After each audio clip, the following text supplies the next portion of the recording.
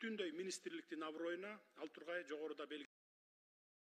İşimizni улантабыз. Bergen elin алдында берген уадабыздын üstünden çıkışka жараткан bizge жардам берсин деп tileybiz. Uzakta komisyon төрағасы çıktı.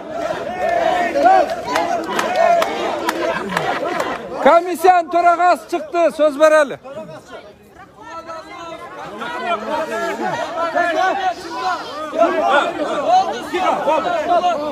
Tınçlıklı sahta turunuzlar. Kontakla. El razı. El razı. Usulü. Assalamu alaikum hurmattуу elim. Rahmat. Жақсыларбы? Biz mına 10-cu bir aydan beri deputat komisсиясы deputatlar bir ay içi qaradık. Adakan Кенсанбаевич Мажумаровдун макулдук берүү жөнүндө бардык керектүү документтердин бардыгын колубузга алдык. Ошонун жыйынтыгында эч кандай макулдук берүүгө жөө жоктугуна байланыштуу биз макулдук бербесин деп чечим чыгардык.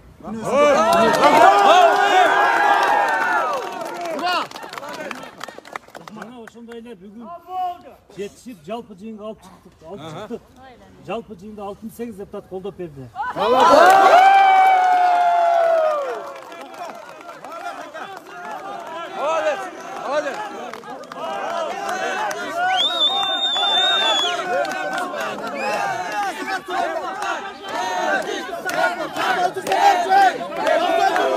Ошону азыр ушул жерде соцсеттерде биз билдирип койсоңуз күнөөсү жок экен акталдыбы?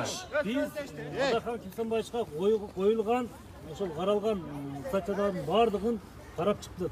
Ошол жерде эч кандай жөө жоктугуна байланыштуу жокко чыгат. Акталды. Жок, акталды эмес, күнөөсү жок да. Актаганды сот кылат, бирок сотко жетпей эле биз бүтүнү тергөөгө берген жокпуз. Молодцы!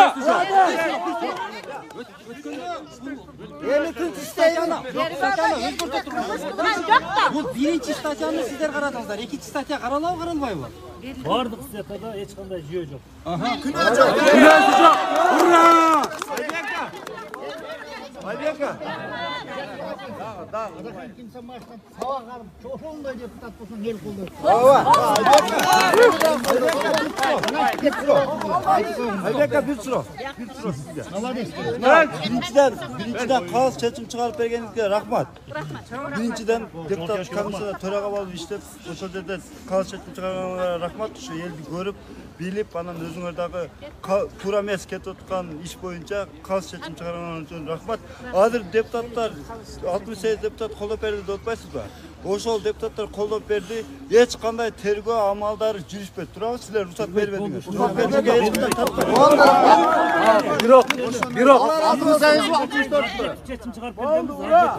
Бирок күнөөнү койгондор боюнча кандай чара колдонушу мүмкүн? Силер дагы калганыңар. Күнөөнү койгондорго кандай чара колдонушу мүмкүн? Күнөөнү сиздерге мен карасаңыз, күнөөнү койгондорго кандай чара колдонушу мүмкүн мындан бияка? Эми ошол күнөө коюп жаткандарга барайбыз дегендерге Материальный, моральный ущерб болуш керек. Моральный. Жол бергиле рухсат буяка.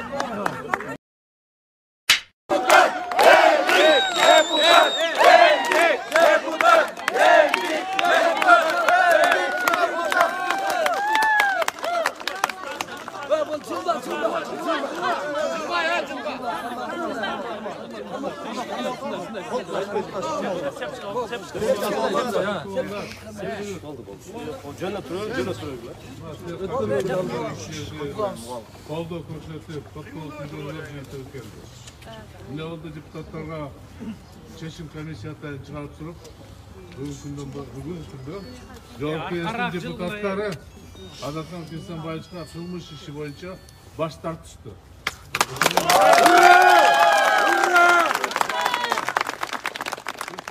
Bu жерде Мажумаров Косаревден тышкарыда депутаттар бар. Алар коркуп кетпесин эртең, дагы бийлик алмашып кетти. Ошондо силерге чоң рахмат деп айтып коюп жатат. Рахмат. Бул илгерки аталарыбыз айткан сөз. Ак ийlet сынбайт, баары бир чындык жеңет.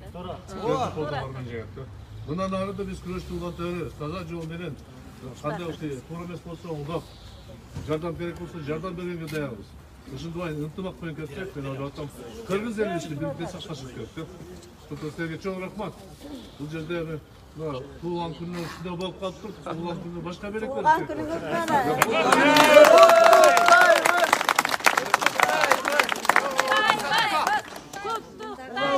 Rahmat, jigitler, kızlar, ağalar, ejeler, barınızlarga teşekkür bildirem.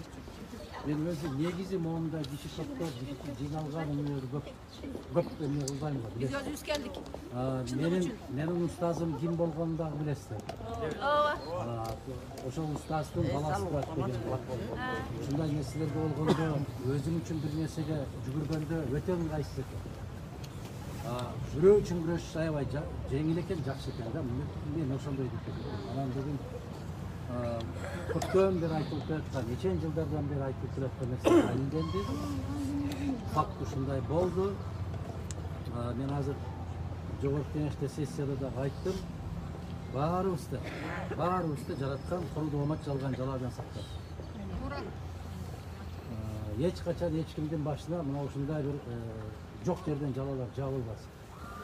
Адилеттүүлүк болсун, чындык болсун. Азыркы айткандай эле кандай ачуу болсо деле биз ошону айта беребиз. Жалгыз жараткандын алдында гана тизебиз жерге тиет. Жалгыз жаратканга гана баш ийебиз. Саждага барабыз. Калган эч кимдин алдында андай кылып тизе бүгүп тура турган жагдайыбыз жок биздин. Чындык үчүн, адилеттик үчүн, тазалык үчүн биз күрөшүп келгенбиз. Мындан ары да күрөшө беребиз. Мен кесиптештерге ыраазычылык билдирдим. Баары бир баягы коюлган дооматтардын баарын ушунчалык кылдап карап чыгышканына бул киши ал комиссиянын мүчөсү болду. Ошон үчүн биринчи кезекте жаратканга, андан калса сиздер сыяктуу калым элге, анан биздин кесиптештерге, анан чындык сүйөр баардык азаматтарга ыраазычылык айтабыз, ишибизди улантабыз. Берген элдин алдында берген убадабыздын үстүнөн чыгышка жараткан бизге жардам берсин деп тилейбиз. Баарыңыздарга ыраазычылык. Рахмат. Ийгилик.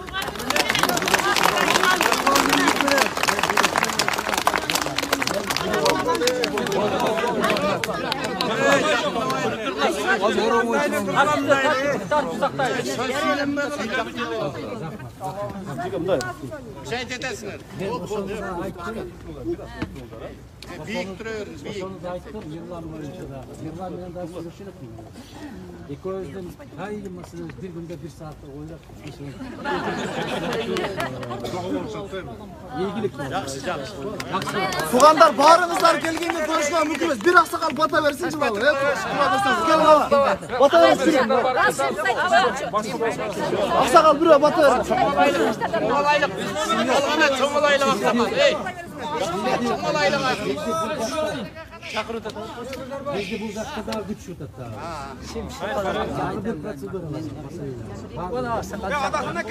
Biz Kansanavay kaç? Karışkırdın terisini. Bismillahirrahmanirrahim. Жараткан Аллама чексиз бактылуу болсун. Жараткан Аллахым баарыңарды колдосун. Ар бир баскан кадамыңар баардыгыңарды ийгиликте болсун. Ушул эки элдик депутатка, ошондой эле калган депутаттарга да жараткан Аллахым ыйман берсин. Жүрөгүн бушо.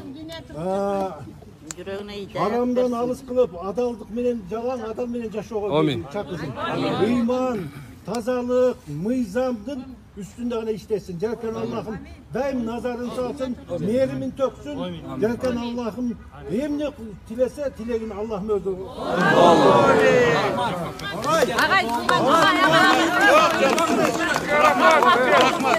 Ağay biz kaçsak bolabı. Geldik deputat, geldik deputat, geldik deputat, geldik deputat, geldik deputat, geldik deputat, geldik deputat, geldik deputat, geldik deputat, geldik deputat, geldik deputat, geldik deputat, geldik deputat, geldik deputat, geldik deputat, geldik deputat, geldik deputat, geldik deputat, geldik deputat.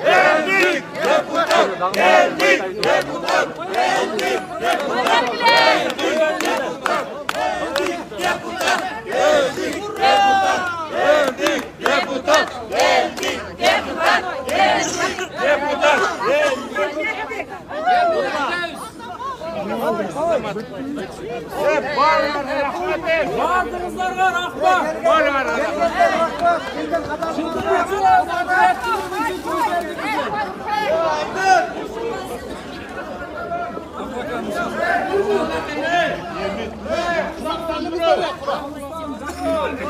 Barımızlarga çoğun rahmat.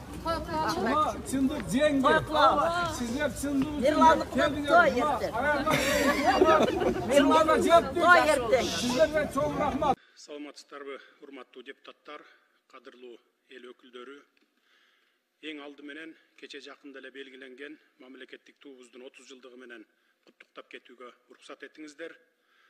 Мыйзам чыгаруу бийлиги мындан туура 30 жыл мурун кыргыз элинин байыркы тарыхында мамлекеттүүлүгү болгонун, анын далили катары кызыл байрагы желбиреп келгенин дүйнө элине жеткирип, мамлекеттик туу жөнүндө мыйзам кабыл алып берген эле. Мына ошондуктан ошол кездеги эл өкүлдөрүнө жана алардын мураскор катары бүгүнкү Жогорку Кеңеш депутаттарына ыраазычылык билдирем.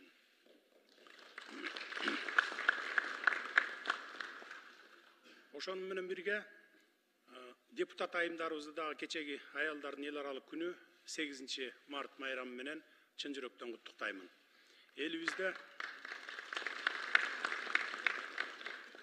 Элибизде эзелтеден эле кыз кишиге өзгөчө мамиле, сый урмат көрсөтүп келгени белгилүү. Бүгүн дагы жалпы аял затына, анын ичинде сиздерге бардык жакшылыктарды каалайм, бар болуңуздар. Ал эми бүгүнкү Жогорку Кеңеш жыйынында мыйзамга ылайык эл өкүлдөрүнүн жана президенттин алдында ант берген жаңы министрлерибизге тилегим, эл үчүн кызмат кылам деп берген антыңыздарды эстен чыгарбасаңыздар. Бийликтин жүзү аткаруу бийлигинин, башкача айтканда, мына урматтуу министрлер сиздердин ишиңиздер аркылуу ачылат.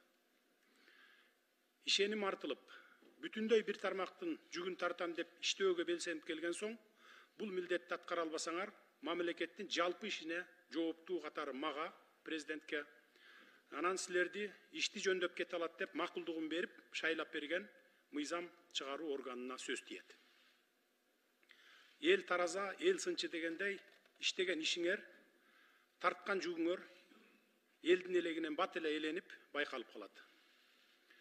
Жигердүү иш алып барып, мыкты демилгелерди көтөрүп, таза иштеп берсеңер, атыңар тарыхта жазылат. Иштемиш этип түр көргөзүп, эч кандай жылыштар байкалбаса, ага кошумча ар кандай мыйзамсыз аракеттериңер байкалса, бүтүндөй министрликтин аброюна, ал тургай жогоруда белгилегенимдей, бүтүндөй бийлик системасына объективдүү сын айтылары турган иш. Урматтуу мыйзам чыгаруу органынын өкүлдөрү, ааламдашуу доорунда эл аралык коомчулуктан сырт эч бир мамлекет өз алдынча саясат жүргүзүп, өз алдынча өнүгө албастыгы белгилүү. Анын ичинде Кыргызстандагы коңшу мамлекеттер менен кайсы бир уюмдарга мүчө мамлекет катары эл аралык коомчулук менен тыгыз байланышта иш алып барат.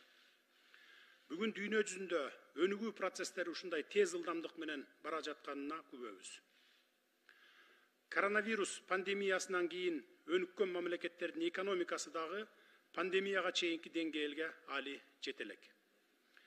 Ошону менен катар, бүгүнкү күндө Россия менен Украинанын ортосунда болуп жаткан окуялардын кесепети дээрлик бардык мамлекеттерге терс таасир этип атканын көрүп жатабыз.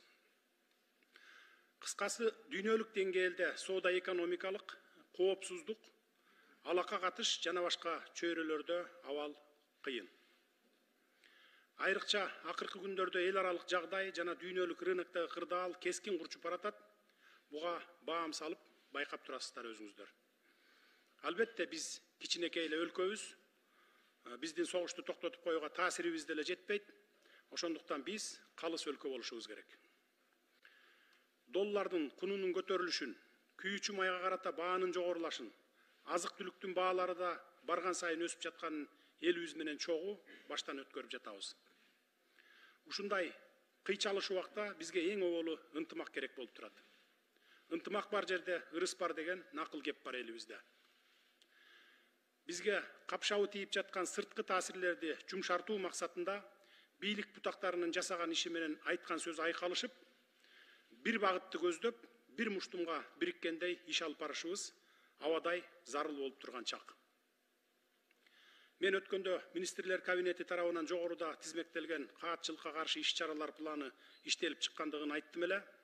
Албетте, биздин биринчи приоритетибиз экономикалык потенциалыбызды мүмкүн болушунча сактап калуу болууда. Сиздерде дагы жакшы ой пикир, жакшы сунуштар бар экенине ишенем. Болгону бири-бирибизди сындап, кылдан кыйкым издебей, ишибизди илгерилетүүнүн үстүндө гана болсок деген тилек. Башкага убакыт жок. Дүйнөлүк экономикалык агым, баалардын өсүү темпи бизди сындашып, акыйлашып олтурганыбызга карабайт. Амбицияларыбызды жыйыштырып, позиция дебей, жалпы журтубуз менен бул сыноодон татыктуу өтүү үчүн колдон келгендин баарын ыкчам түрдө ишке ашыруубуз мезгил талабы болуп турат. Мына бүгүн кумтөр маселесин колдоп бердиңиздер, терең ыраазычылык билдирем. Алдыда дагы бир топ орчундуу маселелер мамлекетибизди экономикалык кризистен чыгарып кетүүчү эң чоң долбоорлор болот. Аларды да сиздерге алып келебиз. Сиздер менен биргеликте коркпой, эки жакты карап кылчактабай, чечкиндүү кадамдарга барып, тездик менен алдыга жылууну уланта беребиз. Кризистик абал бара-бара оорлошо бере турган болсо, өлкөнүн азык-түлүк коопсуздугун камсыз кылуу үчүн болгон күчүбүздү, бар мүмкүнчүлүгүбүздү жумшоого туура келет. Андыктан министрлер кабинети негизги басымды айыл чарбасына жасап, айдоо жерлерибизди кысыр калтырбай эгин эгип, жалпы эле айыл чарба продуктыларын өндүрүү менен аларды кайра иштетүүгө өзгөчө көңүл буруп жатканы дагы ушундан. Кудайга шүгүр, мээнеткеч иштегенден талбаган дыйкан элибиз бар. Алар болгону сугат суу, таза үрөн, жер семирткич жана арзан насыя гана талап кылып келе жатышат. Биз колубузда болгон акчабызды баарын бердик, 26 миллиард. Албетте бул сумма бардык дыйкан фермерлерди быйыл эле дүңүнөн насыя менен камсыз кылып койгонго жетпейт. Ошондуктан эмдиги жылдарга дагы караштырып жатабыз. Биздин оюбуз боюнча 3-4 жылда толук камсыз кылабыз деген планыбыз бар. Албетте эгерде казынабыз толтура болгондо быйыл эле баарын камсыз кылып койсок жакшы болот эле. Бирок акыбалыбызды өзүңүздөр жакшы билесиздер. Пандемиядан кийин биз эмес, өнүккөн өлкөлөрдүн дагы экономикасы калыбына келе элек. Бирок ушундай кыйынчылыкка карабастан биз 1 апрелден баштап бардык социалдык тармактагы кызматкерлердин эмгек акыларын дагы 50%дан 100%га чейин көтөрөлү деп чечтик. Эмгек акылар бир гана салыктын эсебинен көтөрүлөт, урматтуу депутаттар. Өткөндө бир депутат кредит алып эмгек акы көтөрүп жатасыңар деди. Министрдин орун басары тыңгылыктуу жооп бере албай атат да. Же өзү билбейт, министрдин орун басары, же даяр эмес. Ал орун басардын боюнча министрлер кабинетинин төрагасына тапшырма бердим. Кызматка татыктуу эмес болсо бошотуш керек. Азыр кызматка биз тааныш билиш же бирөөнүн көңүлү үчүн кармап отурганга акыбыз да жок. Бизди убакыт күтпөйт. Иштейм деген элдин талаптарын орундатып, саясатын жөндөп бере албасак, бийлик бутактарында отуруп, элге кызмат кылып атабыз деп айтпай эле коелук. Берекелүү түшүмдүн эң башкы себеби эле сугат суусу, ошол үчүн суу өмүр булагы деп айтылат. Бул багытта өкмөт жыл башынан бери эле ирригация системасын жолго коюуга, каналдарыбызды тазалоого тийиштүү каражат бөлүп, алардын натыйжалуу пайдаланышына бекем көзөмөл жүргүзүп жатат. Тармактык министрликтердин дал ушул багытка жооп берген орун басарлары жүргүзүп жаткан иштери, бөлүнүп жаткан каражаттар тууралуу парламент жыйындарында маалымат берип, ар бир каражаттын кайда, кандай жумшаларын чечмелеп берип жатат деп ойлойм. Кыскасы, эмгекчил элдин койгон талабын өз учурунда аткарып, жаздын бир күнү жылга тете дегенди эстен чыгарбай, эл менен тыгыз иштешүүгө маани беришибиз зарыл. Ыкчам чечүүнү талап кылган маселелер боюнча мен өткөндө да айттым эле, министрлер кабинетинин чоң жыйынына келип, өз маалында маселе коюп, жообун алсаңыздар болот. Министрлер кабинетинин толук курамынын жыйыны ар бир 5-күн сайын кечки саат 18:00-дө өтүп турат. Ар бир депутат үчүн эшик ачык. Сиздер барып катышканга акылуусуздар. Сөзүмдүн акырында ишибиздин ыкчам жүрүш үчүн тыгыз байланыштагы ыкмалар, иш аракеттер менен кызматташуу болсо деген тилегим бар. Жогоруда белгилеп айтканымдай, ынтымагыбыз бекем болгондо гана көздөгөн максатыбызга жетебиз. Буга сиздер да макулсуздар деп ойлойм. Ишиңиздерде ийгиликтер болсун, эл өкүлү катары эл үчүн иштейбиз деп келген максатыңыздар ишке ашсын. Кыргызстаныбызда тынчтык өнүгүү болсун. Рахмат көңүл бурганыңыздарга. Саламатта калыңыздар.